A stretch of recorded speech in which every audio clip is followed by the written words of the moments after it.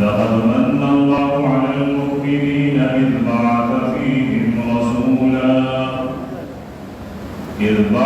فيهم رسولا من أنفسهم يتلو عليهم آياته ويزكيهم ويعلمهم الكتاب والحكمة وإن كانوا من قبل لفي ضلال مبين.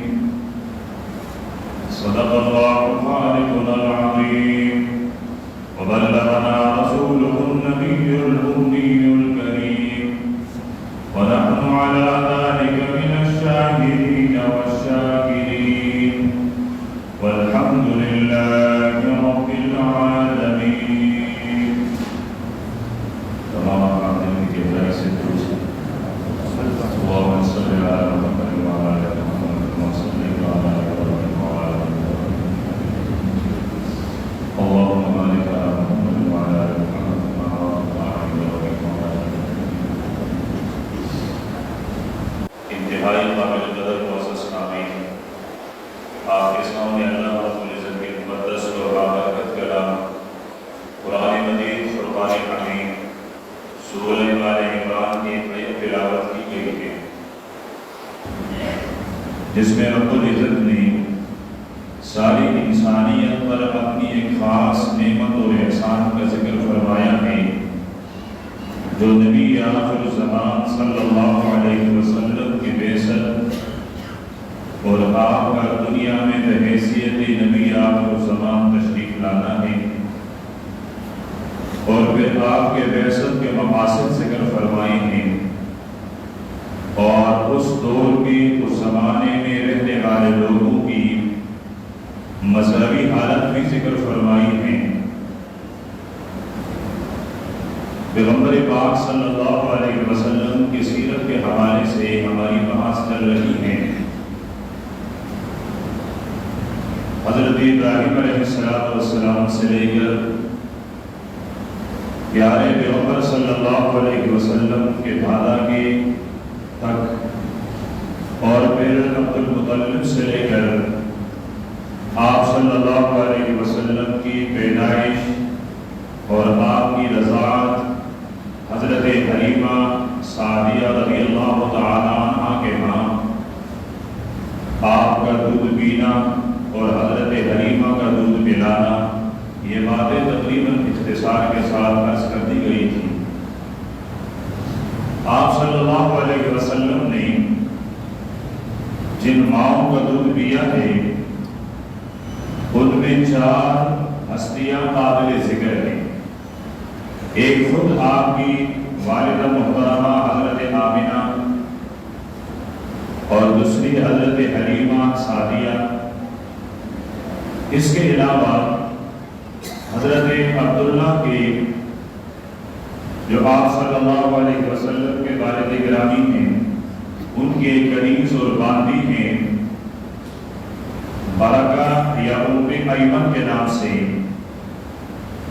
اس نے بھی آپ صلی اللہ علیہ وسلم کو دودھ پلایا ہے، اور یہی ام ایمن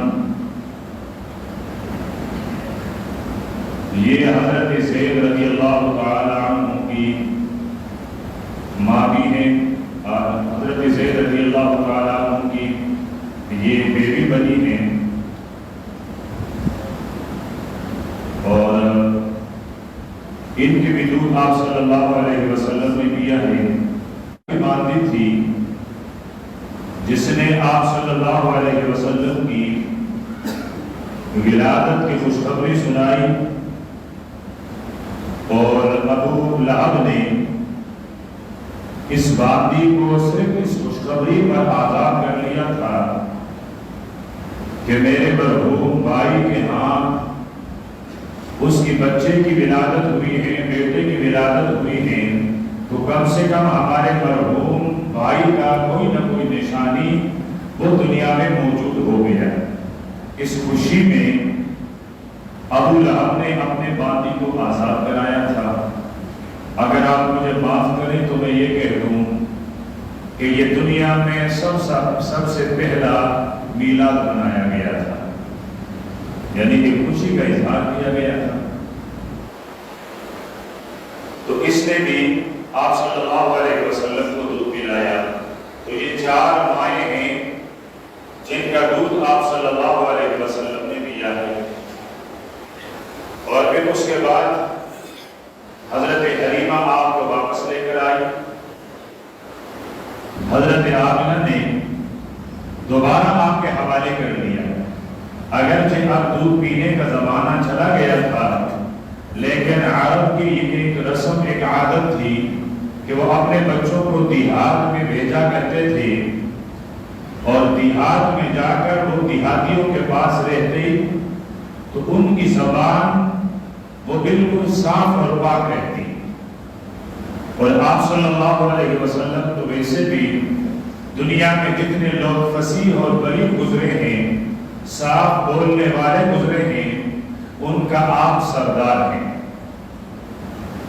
آپ صلی اللہ علیہ وسلم کی جو خصوصیات ہیں، ان میں سے ایک خصوصیت آپ کا ساری کائنات میں سب سے زیادہ فصیح اور بلیغ ہونا ہے، کہ آپ کے زبان مبارک کے نکلے ہوئے الفاظ بڑے مختصر ہوا کرتے تھے، لیکن وہ اتنے جامع کہ مختصر لفظ میں بہت سارے معنی اور بہت سارے مفہوم وہ اس کے اندر خود بخود داخل ہو جایا کرتا تھا۔ بلکہ آپ صلی اللہ علیہ وسلم اور عرب کے جو سب سے بڑا دادا ہیں، جن کو ساری عرب اپنے دادا کے طور پر تسلیم کرتے ہیں، عدنان، فرمائے ان کی اولاد میں اگر کوئی فصیح ہستی گزری ہے تو وہ آپ صلی اللہ علیہ وسلم کی ذاتی اقدس ہے۔ تو اس غرض سے حضرت آمنہ نے اپنے بیٹے کو ایک دفعہ پھر حضرت حلیمہ کے حوالے کیا، اور حضرت حلیمہ چاہتی بھی یہی تھی، اس لیے کہ 2 سال تک انہوں نے آپ صلی اللہ علیہ وسلم کی وجہ سے اپنے گھر کی برکتیں دیکھی تھی، کہ کہیں وہ گھر جہاں گھر والے فاقوں پر مجبور تھے، اور کہاں وہ گھر جو اب کسی اور کو دینے اور گرانے کا قابل ہو گیا، اور اس کے علاوہ جو برکتیں تھیں وہ الگ تھی۔ پھر آپ صلی اللہ علیہ وسلم نے دوبارہ آ کر یہاں ایک وقت گزارا، اور یہاں آپ صلی اللہ علیہ وسلم کا سب سے پہلا شب صدر ہوا، یعنی آپ کا سینے کا چھیل جانا سب سے پہلے ہوا۔ آپ کا سینہ مبارک کو فرشتوں نے آ کر چھیرا، دل مبارک نکال کر دھویا، اور اس وقت آپ کے پشت پر وہ ایک مہر لگ گئی جس پر لکھا ہوا ہے محمد رسول اللہ۔ تو آپ صلی اللہ علیہ وسلم کے دونوں کاندھوں کے درمیان گوشت کا ابھرا ہوا حصہ تھا، اور اس پر سب سے اوپر تھا لفظ اللہ، درمیان میں تھا رسول، اور سب سے نیچے تھا آپ صلی اللہ علیہ وسلم کا نام مبارک۔ اور یہ کئی صحابہ کرام نے دیکھا اور اس کا بوسہ لیا ہے۔ مجھے یاد آیا حضرت عبداللہ بن سلام رضی اللہ تعالی عنہ مدینہ کے اندر 12 یہودیوں کے بڑے بڑے علماء رہا کرتے تھے، پائے کے علماء، اور اللہ کے نبی نے ارشاد فرمایا کہ اگر یہ 12 یہودی علماء میری نبوت کو تسلیم کر لیں تو دنیا سے دین یہودیت کا خاتمہ ہو جائے۔ اتنے بلند پائے کے علماء، ان میں سے صرف 2 اسلام قبول کر چکے ہیں، ان میں سے ایک حضرت عبداللہ بن سلام بھی ہے رضی اللہ تعالیٰ عنہ۔ جب آپ صلی اللہ علیہ وسلم کا مدینے کی طرف ہجرت تھی تو ہر صبح مدینے والے مدینے سے باہر جا کر آپ صلی اللہ علیہ وسلم کا انتظار کرتے، شام کو واپس آتے کہ ابھی تک اللہ کے پیارے پیغمبر پہنچے نہیں، پھر اگلے دن آخر وہ صبح آ گئی جہاں بچیوں نے کہنا شروع کیا کہ طلع البدر علینا، طلع البدر علینا۔ جس 14ویں چاند کا ہمیں انتظار تھا وہ 14ویں کا چاند اب نمودار ہو چکا ہے، وہ مدینہ کے وادی میں داخل ہو چکا ہے۔ تو حضرت عبداللہ بن سلام فرماتے ہیں اس وقت میں مسلمان نہیں ہوا تھا، لیکن جس طرح سارے مدینے کے باسی اس پیغمبر کے استقبال کے لیے نکلا کرتے تھے، تمہیں بھی نکل آیا۔ فرمایا میں نے سب سے پہلے جب پیارے پیغمبر کے چاند سے بھی زیادہ روشن مبارک چہرے کو دیکھا تو مجھ عبداللہ بن سلام کے ضمیر سے آواز آئی کہ یہ چہرہ کسی جھوٹے کا نہیں ہو سکتا، ضرور یہ چہرہ سچوں کے سردار کا چہرہ ہے۔ میں گھر آیا، اگلے دن جا کر میں نے اس پیغمبر کے دربار مبارک میں صدقہ پیش کیا کہ یہ میرے طرف سے خیرات ہے، یہ میرے طرف سے صدقہ ہے، یا قبول کر لیں۔ آپ صلی اللہ علیہ وسلم نے فرمایا کہ میرا تعلق تو بنو ہاشم سے ہے اور میں اللہ کا نبی ہوں، اور یہ تو مال کا میل ہے، ہمیں یہ قبول کرنا مناسب نہیں ہے، میں قبول نہیں کر سکتا، آپ کسی اور کو دے دیں۔ واپس آئے، اگلے دن پھر کچھ لے کر گئے، اب عرض کرنے لگے یہ میری طرف سے ہدیہ ہے، یہ ہدیہ قبول کر لیں۔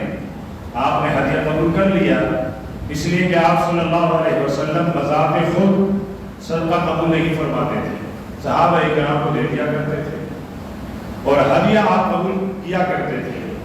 بل صرف قبول کرنا نہیں، اللہ کے نبی نے ارشاد فرمایا کہا تم ایک دوسرے کو ہدیہ دیا کرو، اور فرمایا اس کی وجہ سے انسان کے دل میں محبت پیدا ہوتی ہے، تو تم جب ایک دوسرے کو ہدیہ دو گے تو تمہارے دلوں میں محبت پیدا ہوگی، اس لیے ایک دوسرے سے محبت کیا کرو۔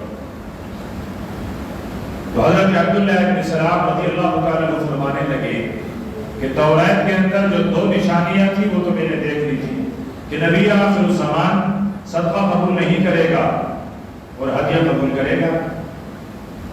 اب تیسری نشانی آپ کے دونوں شانوں کے درمیان مہر نبوت تھی، اب یہ کس طرح دیکھ لوں؟ تو فرمایا تیسرے دن جا کر میں نے عرض کیا کہ آپ اللہ کے نبی ہیں؟ آپ نے فرمایا ہاں۔ حضرت عبداللہ کے سلام عرض کرنے لگے کہ ہمارے کتابوں میں آپ کے شانوں کے درمیان مہر نبوت کا ذکر ہے، کیا میں آپ کی مہر نبوت دیکھ سکتا ہوں؟ تو آپ صلی اللہ علیہ وسلم نے اپنی قمیص مبارک اٹھائی اور حضرت عبداللہ کے سلام فرماتے ہیں میں نے آپ کے کندھوں کے درمیان وہ دیکھ لیا مہر نبوت، اسلام قبول کر لیا۔ عرض کرنے لگے آقا یہ جو میری قوم ہے یہودی، یہ بہت بہتان تراش ہے۔ اب ہم نہیں کہہ رہے، 1450 سال پہلے یہودیوں کا عالم اپنے یہودیوں کے بارے میں کہتا ہے،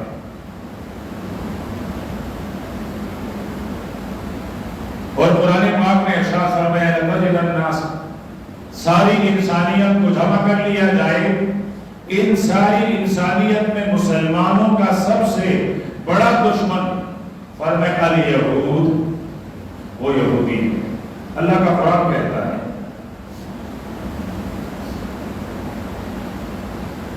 تو حضرت عبداللہ کے سلام فرمانے لگے کہ میری قوم بہتان باندھنے والی ہے، جب یہ آپ کے پاس آئیں تو آپ میرے بارے میں ان سے پوچھیں۔ آپ نے فرمایا چلے۔ یہودی آئے، آپ صلی اللہ علیہ وسلم نے ان یہودیوں سے پوچھا کیف فیکم عبداللہ ابن سلام، تمہارے درمیان عبداللہ ابن سلام کس کردار کس حیثیت کا آدمی ہے، تم ان کو کیا خیال کرتے ہو؟ تو کہنے لگے جی وہ تو ہمارا قبلہ ہے، وہ ہمارا سردار ہے، خیرنا وابن خیرنا، خیرنا وابن خیرنا، وہ ہم میں سب سے زیادہ افضل اور ہم میں سب سے زیادہ افضل کے بیٹے ہیں، سب سے اچھے ہیں، وہ ہمارا بڑا ہے، وہ ہمارا پیشوا ہے۔ فرمایا اچھا۔ اتنے میں حضرت عبداللہ کے سلام پردے کے پیچھے چھپے ہوئے تھے، نکل آئے اور زبان مبارک پر یہ الفاظ تھے اشہد ان لا الہ الا اللہ واشہد ان محمد عبدہ ورسولہ۔ اسی مجلس میں، مجلس بھی نہیں بدلی، یہودی کہنے لگے شرنا وابن شرنا، شرنا و مشرنا، یہ تو ہمارے درمیان سب سے بدترین آدمی ہے اور ہم میں سے بدترین آدمی کا بیٹا ہے۔ ابھی تھوڑی دیر پہلے تو خیر اور خیر کے بیٹے اور ابھی ہی وہ شر اور شری کے بیٹے بن گئے۔ تو اس لیے فرمایا حضرت آپ نے دیکھ لیا ہماری قوم کتنی بہتان اور کتنی الزام لگانے والی ہے کہ تھوڑی دیر پہلے یہ میری توصیف اور میری صفت بیان کر رہے تھے اور اب میری عجوہی میں لگ گئے۔ اور اس کے کچھ اثرات ہمارے معاشرے میں بھی ہیں۔ جب ہمارا بڑا، ہمارا امام، ہمارا کوئی عالم وہ مسائل بیان نہ کرے جس کا ہماری معاشرتی زندگی میں حصہ ہے، کاروبار حرام کا ہے، جب تک امام ہمارے حرام کاروبار کے لیے بھی برکت کی دعا کرتا رہے تو جی یہ تو ہمارا بڑا ہے، تو ہمارا قبلہ ہے، یہ تو ہمارا سردار ہے، اس کے تو قدم پر ہم نماز پڑھ لیں۔ کیوں؟ ابھی تک اس نے آپ کے معاشرتی زندگی کو چھیڑا نہیں۔ یا کوئی عالم جب تک کہے جی میرا سیاست سے کوئی تعلق نہیں، سیاست وہ تو گندگی کا ڈھیر ہے، میں اور سیاسی نہیں، سیاست سے کوئی تعلق نہیں، مولوی بھی کرتا ہے تو ناجائز ہے، عام آدمی بھی کرتا ہے تو ناجائز ہے، نہیں جی میں تو سیاست سے دور ہوں۔ مقتدی کہتا ہے جی ہمارا امام صاحب اس جیسا نیک، اس جیسا بادشاہ، اس جیسا مقتدی، اس جیسا بڑا انسان کائنات میں کوئی ہے بھی نہیں۔ اور اللہ نہ کرے اگر اس مولوی نے کہہ دیا کہ اب میں بھی سیاست کے میدان میں، فلاں بھی سیاست کے میدان میں، ذرا ووٹ اپنے لٹیرے کو مت دو، غدار کو مت دو، شرابی کو مت دو، کبابی کو مت دو، اس فلاں نیک انسان کو دے دو، کہتے جی بس میرا دل نہیں کرتا ہے نماز پڑھنا، دل نہیں کرتا ہے مسجد میں جانا، دل نہیں کرتا ہے۔ کیوں؟ ہمارا امام سیاسی ہو گیا۔ سن لیجئے گا، اگر ہمت ہے، کلیجہ ہے یہاں، سن لیجئے۔ کانت بنو اسرائیل تسوسہم الانبیاء، میرے پیغمبر نے 1450 سال پہلے ارشاد فرمایا کہ بنو اسرائیل کی سیاست ان کے نبی کیا کرتے تھے۔ یہ اس پیغمبر کے الفاظ ہیں جس کی سیرت بیان کر رہا ہوں۔ یہ اس پیغمبر کے الفاظ ہیں جس نے ان 4 ماؤں کا بچپن میں دودھ پیا ہے جن کا میں نے نام لیا۔ اس پیغمبر کے الفاظ ہیں یہ کہ بنی اسرائیل کی سیاست ان کے نبی کیا کرتے تھے۔ نبی اگر سیاست گندگی کا ڈھیر ہے تو پھر آپ بنو اسرائیل کے ان نبیوں کے بارے میں کیا کہیں گے؟ حضرت موسیٰ کے بارے میں کیا کہیں گے؟ بنی اسرائیل کا نبی۔ حضرت ہارون کے بارے میں کیا کہیں گے؟ بنی اسرائیل کا نبی ہے۔ حضرت داؤد اور سلیمان کے بارے میں کیا کہیں گے؟ بنی اسرائیل کا نبی ہے۔ یہاں تک کہ حضرت عیسیٰ علیہ السلام بنی اسرائیل کے نبی ہیں، کیا کہیں گے آپ ان کے بارے میں؟ میرے نبی نے ارشاد فرمایا کلما ہلک نبی خلفہ نبی، ایک نبی دنیا سے چلا جاتا دوسرا نبی اس کی جگہ لے لیتا۔ اور پھر میرے پیغمبر نے مدینے کی زندگی میں 10 سال عملی سیاست کی ہے۔ ایک ہوتا ہے سیاست کی بول بولنا اور ایک ہوتا ہے میدان سیاست میں اتر کر خود سیاست کرنا۔ میرے پیغمبر نے مدینے کی 10 سالہ زندگی میں براہ راست بذات خود سیاست فرمائی، لیکن دھوکہ، فریب، جھوٹ اس کا نام سیاست نہیں ہے۔ سیاست نام ہے حق والے کو اس کا حق دلانا، ظالم کا ہاتھ روکنا، محتاج الحال فقیر حاجت مند کی ضرورت کو پورا کرنا۔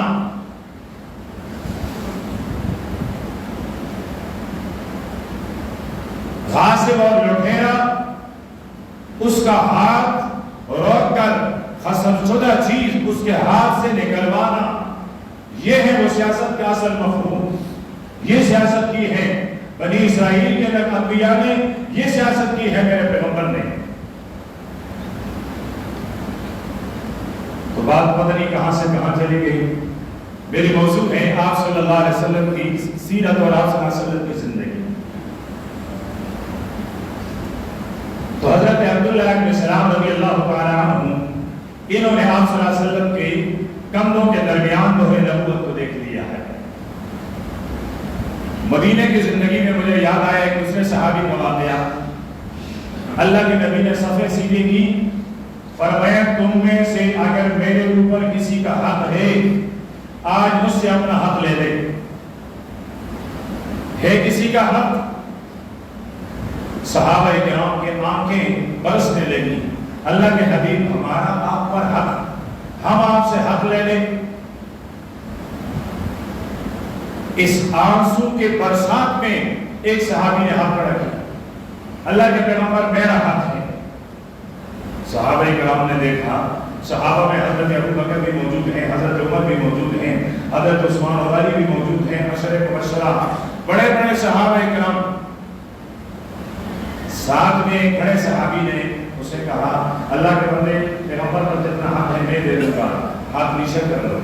فرمایا اللہ کے نبی نے اختیار دیا. آپ نے فرمایا آ جاؤ، کیا حق ہے؟ فرمایا اللہ کے پیارے پیغمبر ایک دفعہ آپ صفیں سیدھی کر رہے تھے اور آپ صلی اللہ علیہ وسلم کے ہاتھ مبارک میں صفیں سیدھے کرنے کے لیے اکثر نیزہ ہوا کرتا تھا. نیزہ یعنی اس کو آپ چھڑی کہتے ہیں، ڈنڈا کہتے ہیں. ویسے اس جو چھڑی ہے نا ڈنڈا، یہ بہت کمال کی چیز ہے، یہ بہت کمال کی چیز. بڑوں کو اس ڈنڈے میں سکھا کیا ہے. پتہ نہیں آپ سمجھ گئے یا نہیں سمجھے، اگر نہیں سمجھے تو یہ اچھا ہے، لیکن بہرحال یہ ڈنڈا اپنی ایک قوت رکھتا ہے. تو اس سے آپ صلی اللہ علیہ وسلم سب سیدھا کرتے تھے. تو فرمائے کہ اس دن آپ نے وہ جو نیزہ تھا اس کو میرے بدن پر یوں مارا کہ سیدھے ہو جاؤ. فرمایا اچھا لے لو مجھ سے اپنا بدن. فرمایا حضرت آپ جب صفیں سیدھی کروا رہے تھے اور آپ نے میرے پیٹھ پر جو نیزہ مارا تھا تو میرے پیٹھ پر اس وقت قمیص نہیں تھی. فرمایا اچھا میں اپنا قمیص اتار لیتا ہوں.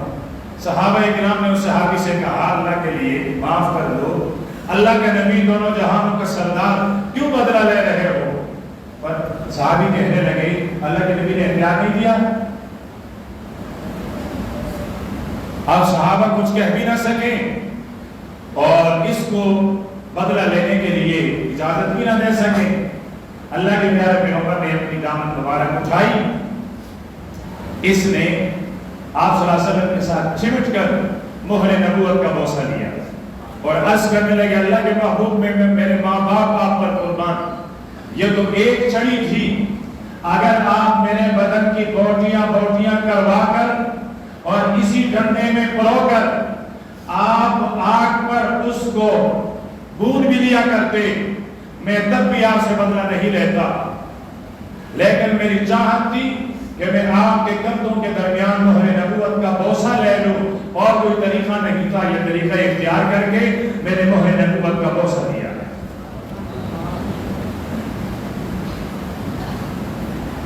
تو حضرت حلیمہ آپ کو واپس لے کر آئی. 6 سال تک آپ اپنی ماں کی پرورش میں رہے.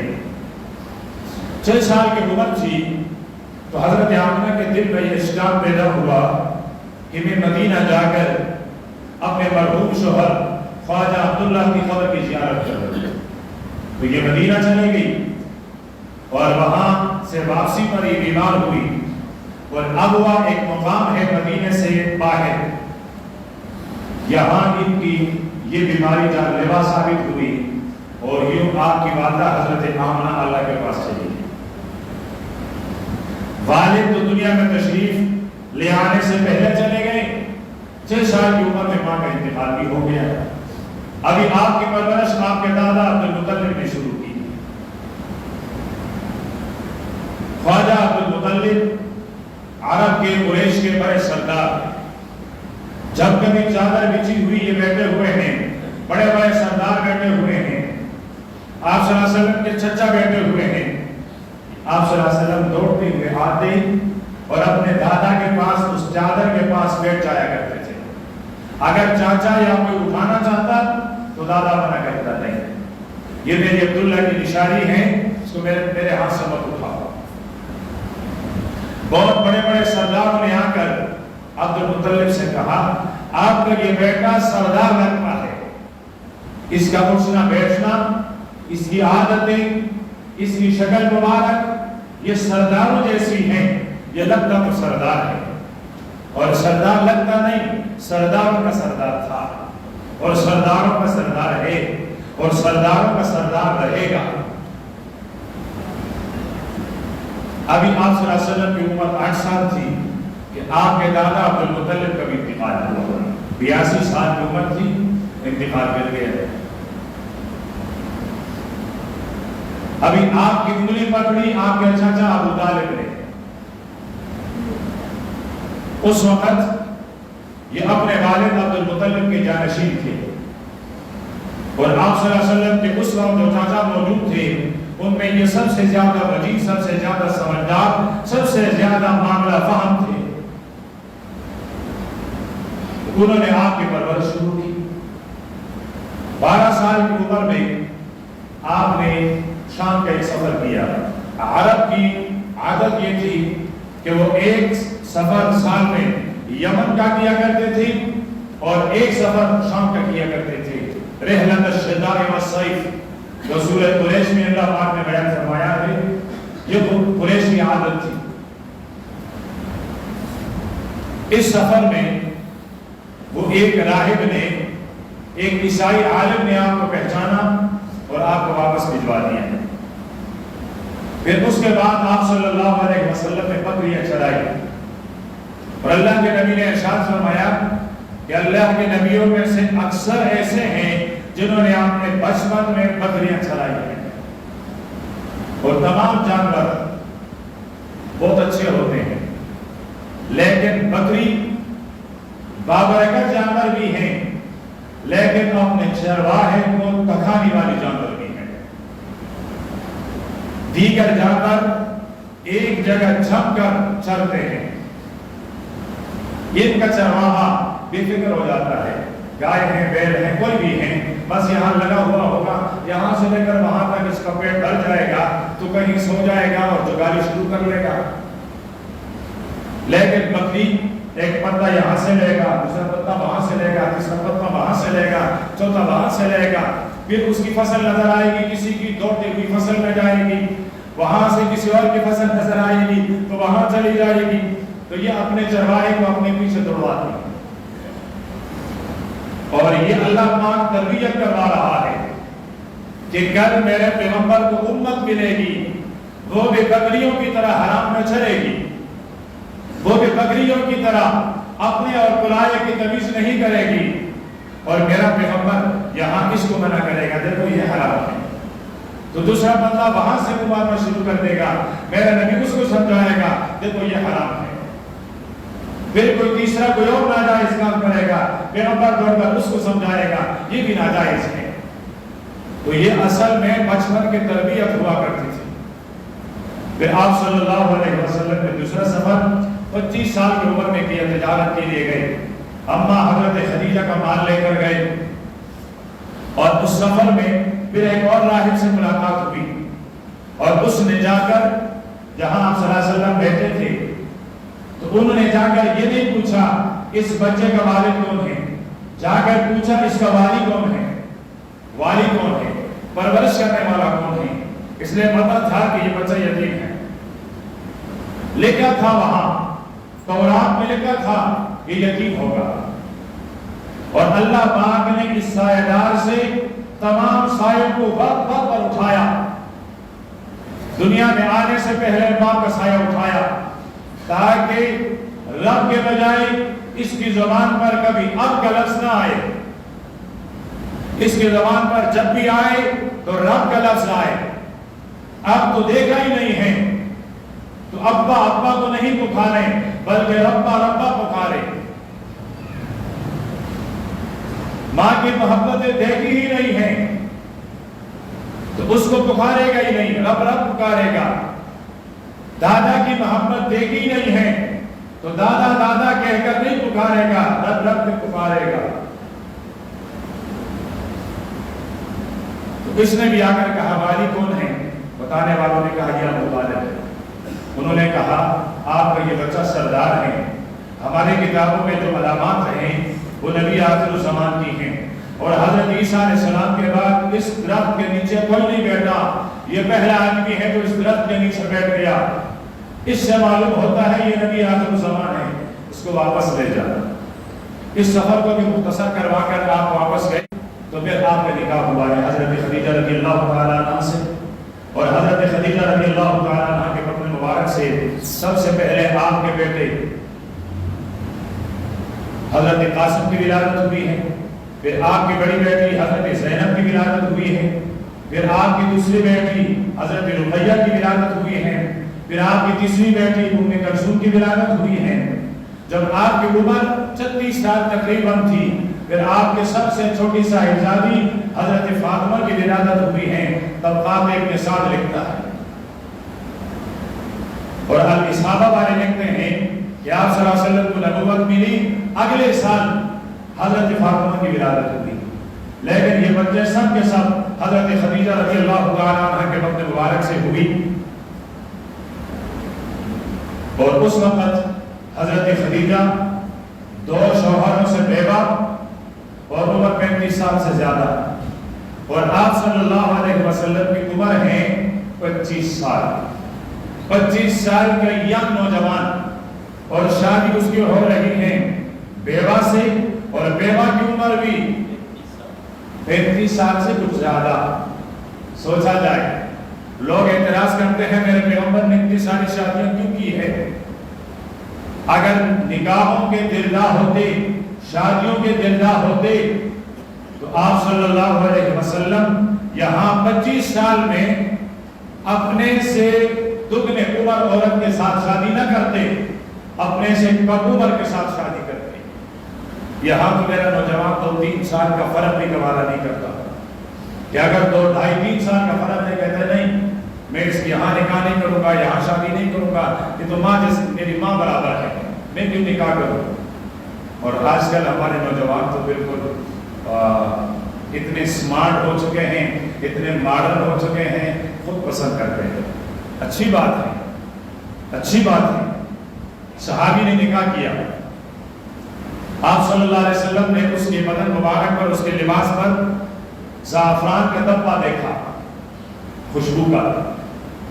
آپ نے فرمایا تو نے نکاح کیا؟ فرمایا ہاں۔ کس سے کیا ہے؟ فرمایا انصار میں سے کسی خاتون کے ساتھ۔ فرمایا دیکھ لیتے فَإِنَّ فِي أَعْيُنِ الْأَنصَارِ شَيْئًا، فرمایا کہ انصار کی آنکھوں میں کوئی چیز ہوا کرتی ہے، آپ دیکھ لیتے۔ تو جس سے آپ نکاح کرنا چاہیں ان کو دیکھنے کی اجازت ہے، لیکن ہمارا معاشرہ تو بڑا عجیب ہے، جن سے نکاح کرنا چاہتا ہے، کروانا چاہتا ہے، ان کا قریب تک نہیں جاتا، اور اس کے علاوہ دسوں کو دیکھتا بھی ہے، بولتا بھی ہے، اور پتہ نہیں وہ کہتے ہیں رات کرنے کا جب پتہ نہیں کیا ہے، بولتے رہو دیکھتے رہو، پتہ نہیں واللہ عرب کیا ہے جی۔ تو اس میں یہ دسوں سے جو کچھ بھی کرے بے حیائی کا کوئی پرواہ نہیں، اور یہاں اللہ یہ دیکھے گا، کہتے میری پٹھان ہو کر میری غیرت گوارا کرے گا، تو وہ تیری غیرت گوارا کر رہا ہے تو تیرا بیٹا دسوں کے ساتھ یاری لگایا ہوا ہے، وہاں تیری پٹھانی کہاں چلی گئی، وہاں غیرت کہاں چلی گئی؟ غیرت تو وہاں ہونی چاہیے۔ یہ تو سنت ہے میرے پیغمبر کا، جہاں میری پیغمبر کی سنت وہاں تک تجھے تیری غیرت جاگ گئی، تجھے تیری غیرت یاد آ گئی، اور جہاں بے حیائی ہے وہاں تیری غیرت سو گئی، وہاں کی بھی یاد نہیں آئی تجھے تیری غیرت۔ تو یہ 40 سال تک آپ صلی اللہ علیہ وسلم کی انتہائی مختصر سیرت۔ ابھی آپ صلی اللہ علیہ وسلم کو نبوت ملی ہے، اور مکہ کے 13 سال آپ نے کیسے گزارے، زندگی رہی تو